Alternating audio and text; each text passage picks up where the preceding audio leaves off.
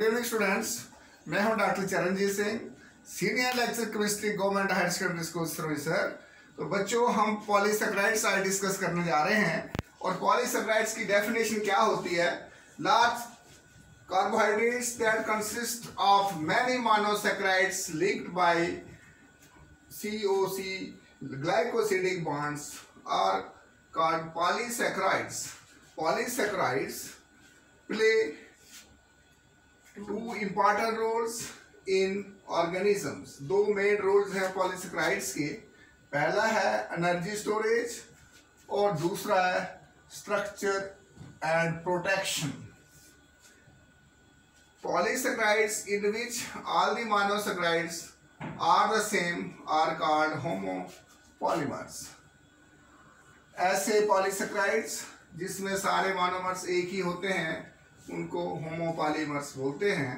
और आज हमने 3 इम्पॉर्टेंट पॉलीसेकेराइड्स डिस्कस करने हैं बच्चों। वो कौन कौन से हैं?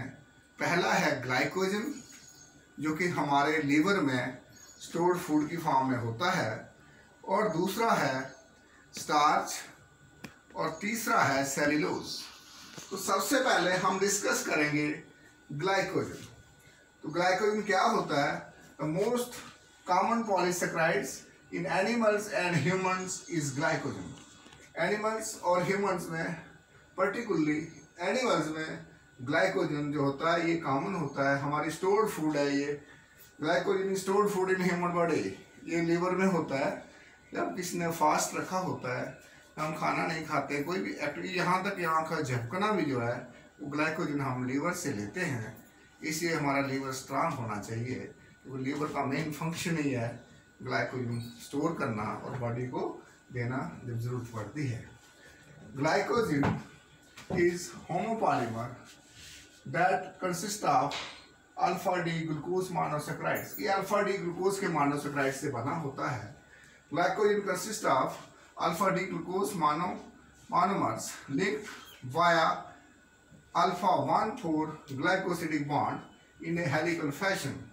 The helical chain branched every 10 or so units via an alpha 1,6 chain.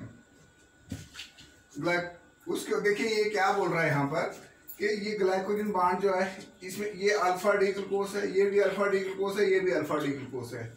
इसका लिंक है C1C4 के साथ, C1C4 के साथ। तो ये है C1C4 अल्फा 1,4 ग्लाइकोसिडिक लिंकेज। ये वाली जो बॉन्ड बन रही है ये अल्फा 1,4 ग्लाइकोसिडिक लिंकेज है सारी। और जैसे ही यहाँ कहता है ये हेलिकल स्ट्रक्चर बन रहा है, चेन बन रहा है, और हर 10 के बाद 10 या 15 10 और मोर, जब यूनिट 10 ऐसे बनते हैं तो उसके बाद ब्रांचिंग आती है, फिर 10 बनेंगे, फिर ब्रांचिंग हो जाएगी।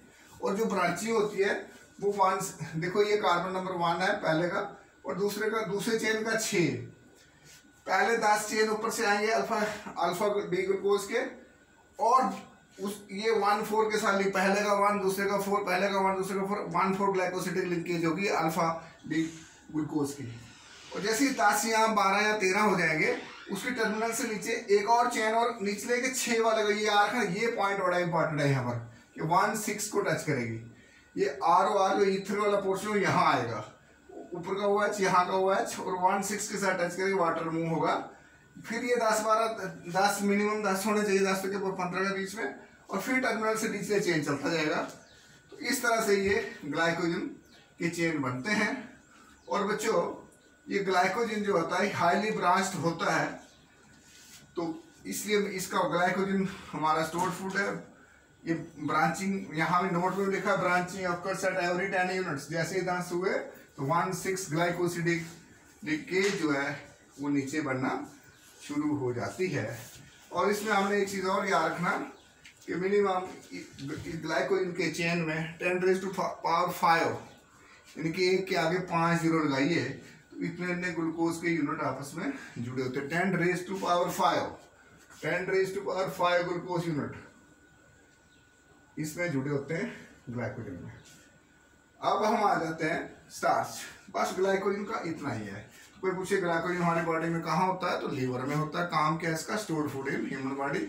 छठी से बढ़ते आए बच्चों आप। छठे से पूछते हैं stored food in human body is glycogen. जब भी कोई व्रत रखता है या कोई कुछ करता है हम तो वो ग्लाइकोजन तो बनता है लंबे लंबे चेन में। ग्लूकोज हम जैसे ही खाते हैं, ब्लड शुगर ग्लूकोज है, जितना हमने यूज़ करना होता है वो कर लिया, बाकी ग्लाइकोजन इंसुलिन क्या करता है, हार्मोन होता है, वो खून से निकाल के इसको लीवर में स्टोर कर देता है, फालतू वाली जो बनती है। तो अगर लीवर में कोई प्रॉब्लम आ, इसमें पेनक्रियाज में कोई प्रॉब्लम हो जाती है, इंसुलिन काम नहीं कर रहा है, तो फिर वो लीवर में ही रह जाएगा ग्लूकोज, वो ग्लाइकोजन नहीं बनेगा। तो जिस बीमारी को हम डायबिटीज़ बोलते हैं, तो इसके पेनक्रियाज हमारे स्ट्रांग रहने चाहिए। अब नेक्स्ट हम आते हैं स्टार्च पर। बच्चों स्टार्च क्या है? ये the most common polysaccharides in plants used for energy storage is starch. जैसे polysaccharide used for energy storage in animals, particularly in human beings, तो हम क्या बोलेंगे? ग्लाइकोजन। प्लांट्स में एनर्जी स्टोरेज के, प्लांट की स्टोरेज एनर्जी क्या है? तो आपका आंसर क्या होगा? स्टार्च। ये बच्चे पढ़ते आ रहे हैं छोटी क्लासों से। तो starch it has two form. Starch की दो फॉर्म है, एक है अमाइलोज और दूसरा अमाइलोपैक्टिन। जब भी आपने स्टार्च पढ़ना है तो स्टार्च का एक स्ट्रक्चर नहीं बनेगा, दो बनाने पड़ेंगे, एक अमाइलोज का अलग बनाना पड़ेगा और अमाइलोपैक्टिन का अलग बनाना पड़ेगा। अमाइलोज क्या है? देखिए जो मैंने सीधा सीधा बनाया ना चेन, स्ट्रेट चेन, अमाइलोज का हेलिकल स्ट्रेट चेन होता है आगे को जिगजैग, ये अमाइलोज का चेन है। शफी आपको समझ आ रही है ना? आपको नींद बड़ी आती है पढ़ते हो? नहीं सर। अच्छा, ये आ गया अमाइलोज। अमाइलोज की जब हम बात करते हैं, amylose is an unbranched polysaccharide that consist of glucose monomers. Glucose के मोनोमर से, लेकिन कौन सा ग्लूकोज? अगर ऊपर वाले में अल्फा था ग्लाइकोजन में, तो यहाँ अमाइलोज में भी बच्चों अल्फा ही होता है। तो अल्फा डी ग्लूकोज है ये, याद रखिएगा, alpha D glucose,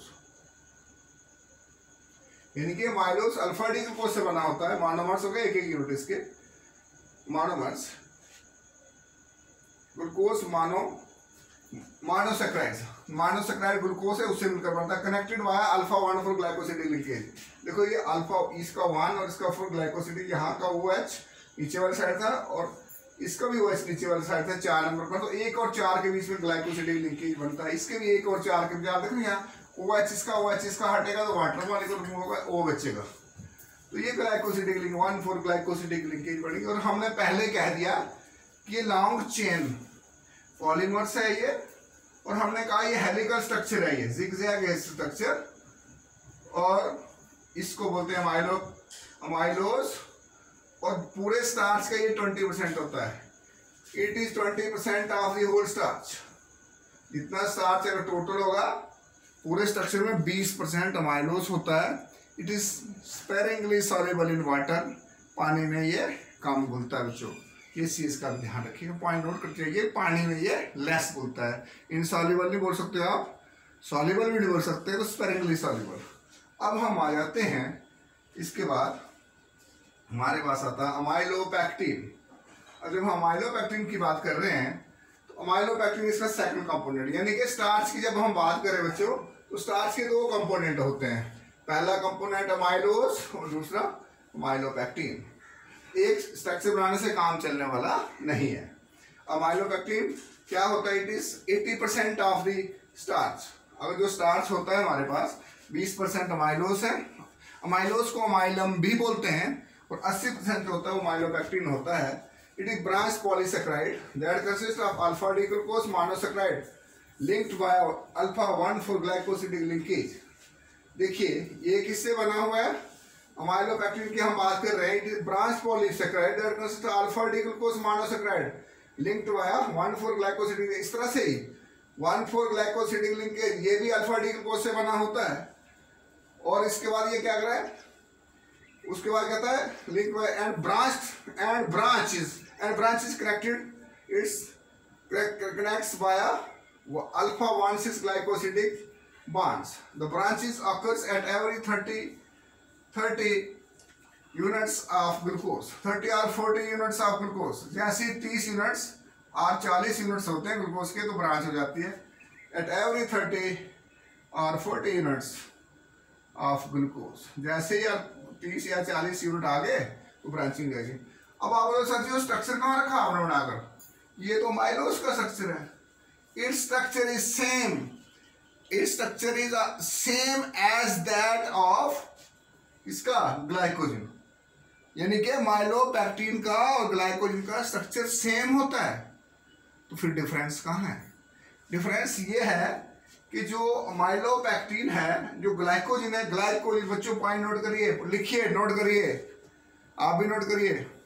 glycogen is highly branched और उसमें कम से कम 10⁵ यूनिट्स आप होते हैं ग्लूकोज के, ये हाईली ब्रांच्ड। और ग्लाइकोजन में और इसमें दोनों में एक फर्क मैंने यहाँ लिखा हुआ है, the structure of amylopectin is similar to glycogen but difference is only in glycogen branching at every 10 units. Glycogen में 10, इसके 10 यूनिटों को तो ब्रांच हो जाएगी, फिर नीचे और ब्रांच बन जाएगी, हर 10 के बाद ब्रांच, हर 10 के बाद नीचे ब्रांच हो जाएगी। Whereas in amylopectin the branches occur at 30 to 50 units. देखिए बच्चों, ये कह रहा है कि the structure of amylopectin is similar to glycogen but difference is only in glycogen. जो ये ग्लाइकोजन है, हर 10 पहले 10 ग्लूकोज आएंगे फिर ब्रांच होगी, लेकिन इसमें माइलोपेक्टिन में 30 ग्लूकोज आएंगे तो ब्रांच होगी। इसमें चेन में ज्यादा है, फिर ब्रांच बढ़ रही है, फिर चेन में ज्यादा, लेकिन उसमें ब्रांचें बढ़ी हैं। 10 आए फिर ब्रांच, 10 आए फिर ब्रांच, 10 है ब्रांचिंग। इसमें ब्रांचें बहुत सारी है। किसमें ज्यादा ब्रांचें हैं? ग्लाइकोजन में। किसमें ज्यादा है? ग्लाइकोजन। हाँ, ग्लाइकोजन में ब्रांचें ज्यादा। चेन 10 का है, फिर टर्मिनेट हो रहा है 1,6 पर, दूसरे का जुड़ रहा है पहले का 1, पहले अल्फा डी ग्लूकोज का कार्बन नंबर 1 और दूसरे का 6 नंबर से जुड़ रहा है, 6 का हुआ है पहले। तो 10 के बाद ब्रांचिंग ग्लाइकोजन में, और इसमें 30 या 40 के बाद ब्रांचिंग। लेकिन इसके बाद इसमें ज्यादा स्ट्रेट चेन में आ रहे हैं, उसमें ब्रांचिंग ज्यादा है। तो ग्लाइकोजन और माइलोपेक्टिन में ये कि ग्लाइकोजन इज हाईली ब्रांच्ड, उसमें ज्यादा से ज्यादा ग्लूकोज के यूनिट होते हैं, जबकि माइलोपेक्टिन में यूनिट भी कम होते हैं, मॉलिक्यूलर वेट भी इसका कम होता है, ग्लाइकोजन का ज्यादा होता है। ये डिफरेंस है। जब भी आपको कोई डायग्राम पूछे तो माइलोस की ये देनी, माइलोपेक्टिन की ये देनी है। जब कोई पूछे ग्लाइकोजन की तो ये देनी है, और लिख देना आगे, ये नोटबुक कर देना आपने। याद रखिए, यही डायग्राम में माइलोपेक्टिन की बोल रहा हूँ, माइलोपेक्टिन की है और माइलोस की, 2 डायग्राम अलग अलग देनी जब आप स्टार्च डिस्कस करते हो।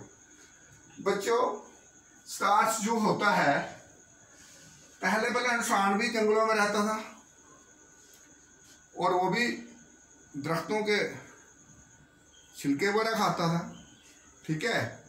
अब तो फूड जो है हम अच्छे वाले खा रहे हैं, तो खैर हम इसमें बाद में आते हैं क्या खाता था इंसान और क्या नहीं खाता था। पहले हम आपको सेल्यूलोज समझा देते हैं, सेल्यूलोज के बाद ये डिस्कस करते हैं क्या होता है आगे, ठीक है जी। ये हम स्टार्च की बात करें, सेल्यूलोज में ऐसा आएगा। सेल्यूलोज क्या है? An important polysaccharide in plant is called cellulose. It plays a structure role in plants. It consist of beta D glucose monomers linked together by beta diglycoside bonds. Cellulose does not have any branches. Cellulose में कोई branch नहीं, सीधा ही चल रही है, लेकिन इसमें फर्क क्या है? इसमें बीटा, देखिए बाकी में अल्फा था, इसमें बीटा डी ग्लूकोज है। द बीटा 1,4 लिंकेज, देखो 1,4 लिंकेज, लेकिन बीटा ऊपर से घूम रही है बाहर ऐसे। Linkage allows the cellulose to force very long linear fibers. Many fibers can stick on one another, एक के ऊपर एक फाइबर्स आ जाते हैं via hydrogen bonds. This makes cellulose fit for providing structure, protections and support in plants. Plant में supports करते हैं ये। और बच्चों, इनका फार्मूला का, इन सब का फार्मूला C6H10O5 होल एंड, ये मॉलिक्यूलर फार्मूला है सबका। General formula of all the polysaccharides is C6H10O5 whole n, C6H10O5 whole n, यहाँ लिख रहा हूँ C6H10O5 होल एंड। ये इनका जनरल फार्मूला, कोई बात नहीं, याद नहीं रहता आपको तो ये इसका जनरल फार्मूला है। और एक बात और याद रखिए कि जो सेल्यूलोज है, सेल्यूलोज क्या है कि जो प्लांट होते हैं इनमें सेल्यूलोज, और इनके जो बार्क होता है दरख्तों में सेल्यूलोज होता है। जो पत्ते खाने वाले जानवर हैं, रुमिनेंट्स जो है, उनकी बॉडी में एक एंजाइम होता है, उसका नाम है सेलुलेस, CELLULASE। सेलुलेस एक एंजाइम होता है जो मवेशियों के पेट में होता है। ह्यूमन बॉडी में भी ये हुआ करता था पहले। उस ऑर्गन का नाम था वर्मीफॉर्म अपेंडिक्स। अब इंसान ने पत्ते छिलके खाने बंद कर दिए, अब वो रोटी खाता है, तो वो इंसान तो उसमें अपने आप नेचर से हट गया। लेकिन वो वर्मीफॉर्म अपेंडिक्स हमारी बॉडी में अभी भी है, ऑर्गन पड़ा हुआ है। अब उसका काम तो कुछ है नहीं, तो उसको बोलते हैं वेस्टिजियल ऑर्गन। और वो वेस्टिजियल ऑर्गन में कभी कभी इन्फेक्शन हो जाता है, बैक्टीरिया वहाँ अपना दफ्तर बना लेते हैं और हमें दर्द होती है, तकलीफ होती है। इसको बोलते हैं पेंडासाइट हो गई, दर्द हो गई अपेंडिक्स के। फॉरेन में तो वर्मीफॉर्म अपेंडिक्स को बच्चे के शरीर से पहले ही जन्म के वक्त में तकरीबन हटा देते हैं, लेकिन इंडिया में ऐसा नहीं है। ओके, तो हमारे में हम इसलिए सेलुलोज को नहीं डाइजेस्ट कर सकते हैं क्योंकि हमारे में सेलुलेस एंजाइम नहीं होता है, जबकि जानवर इसलिए पत्ते खाते हैं, बचा सकते हैं, उनमें सेलुलेस एंजाइम होता है। अगर हमारी बॉडी में भी सेलुलेस एंजाइम आ जाए, साइंटिस्ट कोशिश कर रहे हैं, तो फिर बड़ा खर्चा बढ़ जाएगा। हम भी पत्ते शत्ते खा लेंगे, रोटी बनाने की जरूरत ही नहीं होगी। लेकिन भगवान ने जो दिया पहले हम उसी पे चलते हैं। तो बच्चे सेलुलोज जो है, जैसे कॉटन होता है हमारा, कॉटन में 90 से 95% सेलुलोज होता है। कपड़ा जो हम रूम जिससे बनता है कपड़ा, 95% जो होता है वो सेलुलोज होता है इसमें। तो थैंक यू बच्चों, आज का इतना ही है इसके बारे में। पॉलीसेक्रेट्स के बारे में थोड़ा सा मेरे से रह गया था टॉपिक, उसको भी डिस्कस कर लेते हैं। और वो है हमारा एक हमारे से लैक्टोज रह गया था। अगर आप इजाज़त दें तो मैं उसको भी पूरा कर ही लूँ, कर लो फिर उसको भी पूरा। Yes sir. तो फिर कर ही लेते हैं जी लैक्टोज को भी। तो लैक्टोज जो है वो क्या होता है, डाइसेक्राइड्स होता है लैक्टोज। तो लैक्टोज किससे बना होता है, 2 यूनिट से बना होता है। रह गया था ये पॉलीसेक्राइड के साथ, इसको कर ही लेते हैं। तो लैक्टोज, तो बच्चों लैक्टोज होता है disaccharide. It is disaccharide, it is di SACCHARIDES, it is disaccharides. और लैक्टोज जो बनता है बीटा डी लैक्टोज और बीटा डी ग्लूकोज से बनता है। It is form from beta D galactose and beta D glucose. ये 2 चीजें मिलाओ तो हमें मिल जाएगा लैक्टोज। लैक्टोज को मिल्क शुगर भी बोलते हैं हम। Lactose is also called milk sugar. तो हम लैक्टोज के बारे में थोड़ा सा लिख ही लेते हैं। Is also called milk sugar, it is also called milk sugar. अब मैं इसका स्ट्रक्चर बनाता हूं। कुछ नहीं करना बच्चों, जैसे ग्लूकोज का स्ट्रक्चर होता है वैसे ही इसका भी होता है। मैं बताता हूँ क्या करना है इसमें। आपने 2 यूनिट डाला ऐसे, एक ये बनाया एक ये बनाया, ऐसे किया ऐसे किया ऐसे किया ऐसे किया ऐसे किया, और यहाँ O लिख लिया तो यहाँ भी O लिख लिया। तो इसको जो बनाते आप इधर O लिख लिया, ऐसे ऐसे किया इसको। आपने पढ़ा था ग्लूकोज इज एपिमर 4, तो 4 नंबर पर galactose is epimer 4 of glucose. ये 3 नंबर पर हुआ है ऊपर को HOH, इधर भी 3 नंबर पर हुआ है ऊपर को। ये ग्लूकोज बना रहा हूँ मैं, पहले वाला दूसरे वाला HOH। तो इस बीटा बनाना, बीटा डी ग्लूकोज, दोनों बीटा में रखने हैं भाई। ये 1 2 ये 3 है, ये 4 है, तो ये OH इसमें 4 नंबर पर OH नीचे ऊपर को क्यों, सॉरी ये ग्लूकोज इसमें नीचे को रखना है। ये ग्लूकोज है, ये CH2OH, ये 6ठा नंबर है, ये 6ठा, ये 5वां नंबर है, और 1 2 3 ये 4 है, ये 5th है, और ये 6th। ये है अल्फा डी ग्लूकोज, सॉरी ये बीटा डी ग्लूकोज, और ये बीटा डी CH2OH। यार फैन लगा दो, गर्मी बड़ी है। 1 2 3 4 5 और 6, ये आ गया हमारे पास बीटा डी। तो पहला जो था हमारे पास वो था बीटा डी गैलेक्टोज, और दूसरा एक बीटा डी लैक्टोज है और बीटा डी ग्लूकोज है। जब यहाँ से वाटर मूव होगा, हम इधर से वाटर मूव होगा, ये ऐसे बनेगी बाहर, इसको बोलते हैं ये beta C1 C4 glycosidic linkage, glycosidic linkage. जब ये ऐसा होगा वाटर मूव होगा तो ये स्ट्रक्चर किसका होगा, Haworth structure, HAWORD, Haworth structure लिखिए ऑफ लैक्टोज। अब इसमें प्रश्न आता है कि लैक्टोज जो होता है, देखो इसमें आप इसको गौर से देखेंगे तो यहाँ पर OH रह गया फ्री, ये C है, इस पर O भी है, OH भी है और साथ में H भी है, ये ईथर भी है, OH भी H भी है। ऐसा अगर इसमें किसी भी कार्बन पर ऐसी कंडीशन आती है, तीन चीज़ें होती हैं, तो वो रिड्यूसिंग शुगर होता है। तो इसमें लैक्टोज की reducing sugar, lactose is reducing sugar.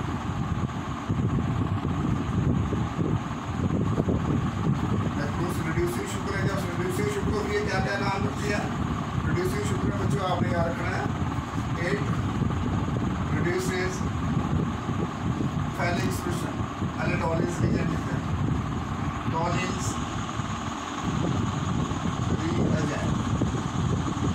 Number 8, it reduces Fehling solution. Number 2 पहला, number 2, number 3 it form OSA, it form OSA। ये तीन चीज़ें ये करती है, रिड्यूसिंग शुगर भी है, इसको मिल्क शुगर बोलते हैं। ये बच्चों डाइसैकेराइड रह चुका था इसलिए। अब एक क्वेश्चन जो आता है पॉलीसैकेराइड में, जो भूल गया, पॉलीसैकेराइड में मैंने 3 कराया, एक कराया स्टार्च, एक कराया ग्लाइकोजन और एक कराया सेल्यूलोज। बच्चों ये 3 के 3 क्या है, ये नॉन रिड्यूसिंग शुगर है, नॉन रिड्यूसिंग शुगर। यहाँ किसी भी कार्बन पर ना आपको H मिले, एक ऐसा कोई भी कार्बन होगा जिस पर H होगा और ये बांड ईथर बांड भी होगी और साथ में OH भी होगा, ऐसा कोई भी कार्बन आप चेन में देख लेना। जहाँ ऐसा नहीं हो, नॉन रिड्यूसिंग शुगर ना टॉलिन इंग्रेडिएंट को रिड्यूस करेगी, ना फैलिक सॉल्यूशन को, ना OSA बनाएगी। ये क्वेश्चन कई बार पूछा गया है। तो हमारा इससे पॉलीसैकेराइड्स, डाइसैकेराइड्स, मोनोसैकेराइड्स बच्चों खत्म हो गए। कल हम डिस्कस करेंगे DNA और RNA nucleic acids. Thank you very much.